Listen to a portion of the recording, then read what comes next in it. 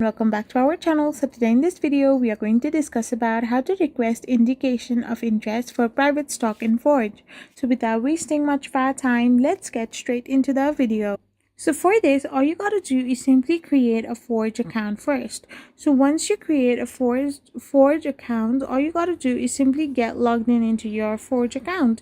So once you have logged in into your Forge, you need to now simply verify your ownership. You need to complete the necessary identity verification, and you need to simply give your details to Forge itself. Once you have done this, you need to submit a sell order. Like, you need to ask for it.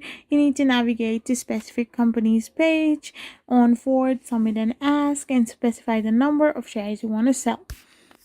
After you have done this, you need to do the marketplace matching, negotiate and due diligence and transaction closing as well. Now the key things you need to make sure is indication of interest, company policies, pricing insights, and eligibilities.